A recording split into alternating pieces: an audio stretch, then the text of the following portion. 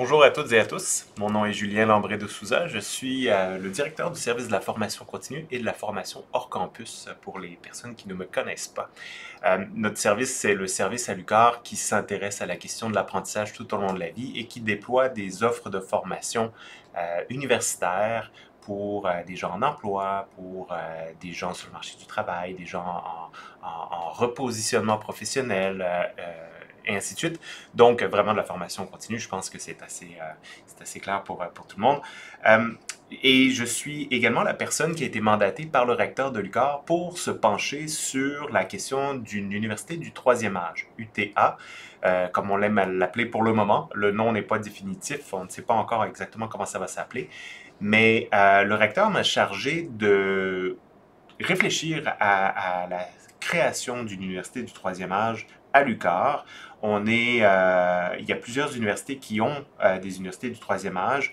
Nos collègues à Chicoutimi, à Sherbrooke, à l'Université Laval ou encore à Trois-Rivières, ce sont des universités qui ont des UTA qui fonctionnent bien. Et la nôtre sera essentiellement une université du troisième âge au même titre que celle-là. Par contre, le modèle, on n'est pas arrêté sur une structure ou sur un modèle donné. Il existe différents exemples à travers le Québec. Ils sont tous différents. Et on a j'ai la tâche en fait, de définir notre modèle à nous. La particularité à l'UQAR, c'est que cette UTA va venir s'implanter dans une offre de services universitaires et dans un paysage où il y a déjà des offres. Entre autres, le travail de la DOCAR depuis de nombreuses années est de répondre à des besoins de formation pour les personnes de 50 ans et plus. Donc, notre UTA va devoir s'implanter en collaboration avec notre partenaire de premier plan, qui est la DOCAR et qui a toujours été la DOCAR depuis de nombreuses années. C'est un très bon partenaire de l'UQAR. Et donc, notre UTA va devoir s'implanter en collaboration avec la DOCAR. Et c'est pourquoi depuis janvier, on a un petit groupe de travail, c'est très restreint, c'est moi-même, avec quelqu'un qui a été mandaté par votre conseil d'administration, donc c'est Yves Galipeau, pour qu'on réfléchisse à la collaboration possible en lien avec l'implantation et la création de cette université du troisième âge.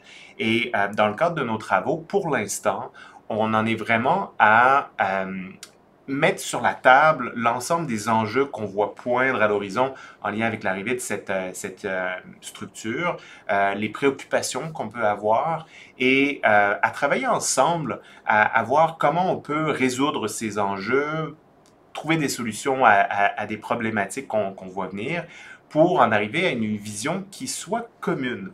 Donc, la manière dont on le travaille, c'est qu'on est vraiment dans le dialogue, dans la discussion, dans le partage, de manière très ouverte et très franche. C'est une belle discussion qu'on a pour en venir à avoir une vision commune et éventuellement avoir des propositions qui pourraient être discutées au sein de votre conseil d'administration en vue d'une version finale de cette structure-là. Il y a pas de, pour l'instant, il n'y a pas de calendrier, il n'y a pas d'échéance. L'UTA ne verra pas le jour demain, mais on y travaille activement. On travaille aussi à mobiliser des partenaires financiers. On souhaite que l'Université du troisième âge de l'UQAR respecte le mandat d'accessibilité à la formation universitaire sur l'ensemble du territoire de l'UQAR, dans la même lignée que les principes qui guident les déploiements des universités du réseau des universités du Québec. La notion d'accessibilité impose qu'il y ait des coûts qui soient raisonnables pour les participants. Donc, on est dans cette lignée-là.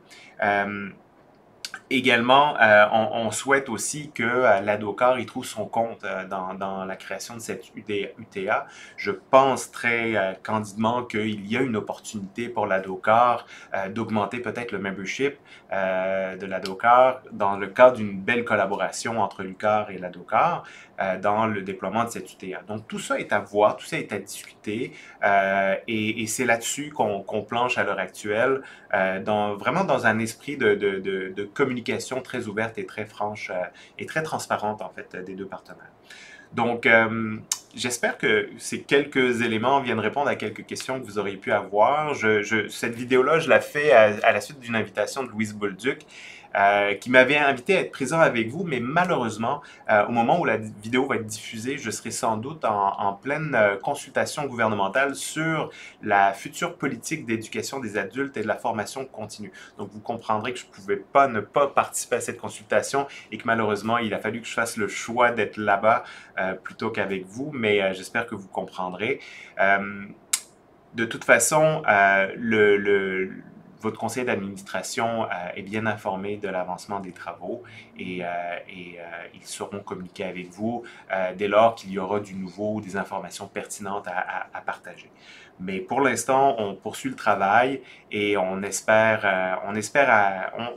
je suis confiant qu'on va arriver en fait à une proposition qui va être très intéressante pour les personnes de 50 ans et plus sur l'ensemble du territoire desservi par l'UQAR, donc de Chaudière-Appalaches jusqu'aux îles de la Madeleine, en passant par le secteur ouest de la Côte-Nord. Sur ce, je vous remercie beaucoup et je vous souhaite une belle fin d'Assemblée générale.